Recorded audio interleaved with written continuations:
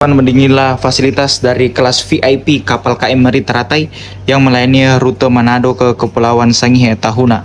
Nah, dia berupa itu ranjang tempat tidur atas dan bawah. Jadi masing-masing ranjang udah dilengkapi dengan bantal kepala, bantal guling ini empuk banget ini.